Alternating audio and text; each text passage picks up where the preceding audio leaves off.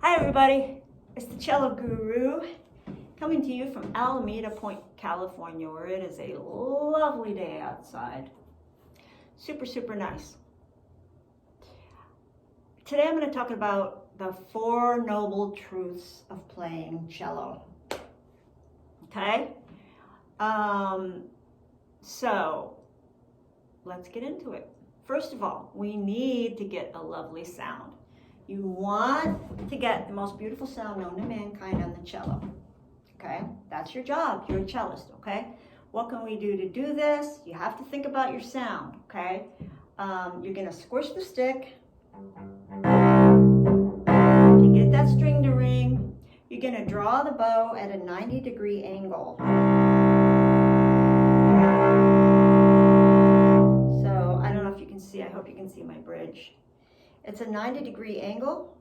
If you draw your bow along the bridge, you'll see a 90-degree angle right there. That's the angle that you want all the way across, okay? You want to use relaxed arm weight. This arm is heavy. Let it relax into this first finger that squishes the stick. And then the other thing you want to do is scoop the ice cream. Kind of like in and out like that. Make it ring and then come off it, okay? All right, so that's the first noble truth. The second noble truth, we need to develop the fingers of our left hand when we're cellists, okay? Super important, okay? You want to practice scales, you want to practice arpeggios, and you want to work on your vibrato as well. That kind of goes into left hand stuff, okay? So, scales, I go over different scales. If you're kind of a beginner, I've got some mini videos on YouTube. You can look up Marcie Brown, the Cello Guru. I think you'll find me. Mini scales that will tell you how to play your scale to begin with, okay? And then if you're a more intermediate or advanced, you need to look at some of my Galamian method videos to find out different things you can do with scales. Actually, I'm going to give you this for a sec. You can take a screenshot of it if it will work. I don't know if it will. Or something. See if you can get that. That's Galamian scale. You got to come up with scales, arpeggios in all keys. Don't get too happy about one key. Make it faster, make it harder, change the key, okay? Then the other thing we want to do is we want to develop a positive relationship with our cello, okay? So you want to commit to playing every day. You want to get your cello out and play even a little. Just say, I'm going to play 5 minutes. It's magic. You get it out and you play longer than 5 minutes. Almost always. Okay? And then you need to be dedicated to producing lovely tones on this instrument because, as you know, that's our job as cellists.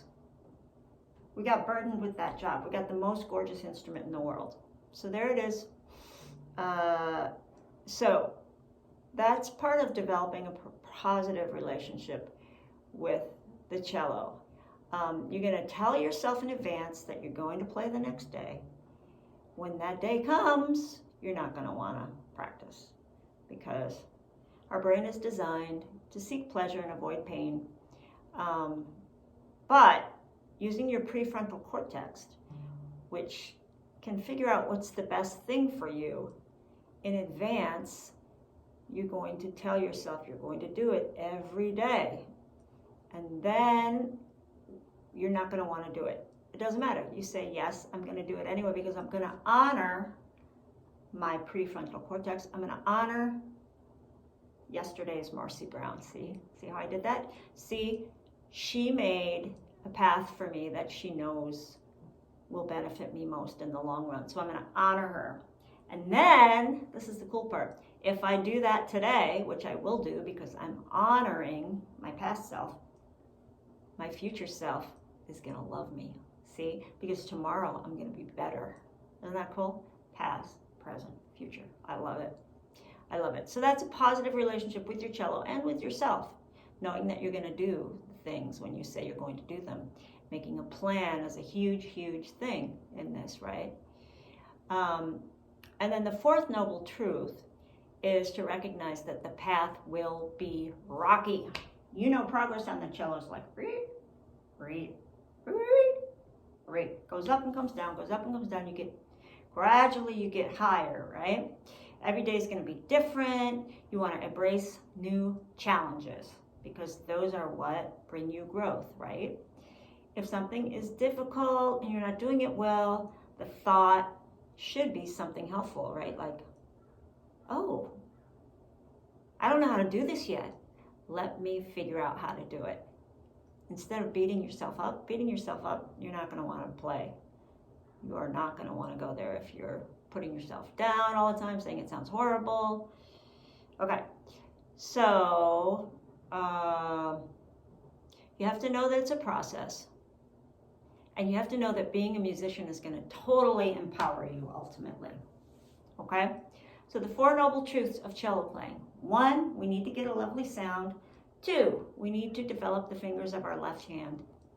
3, we need to develop a positive relationship with our cello and with ourselves.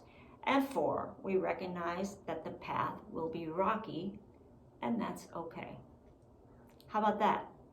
Okay, guys, I will see you on the next video. I hope this has been helpful.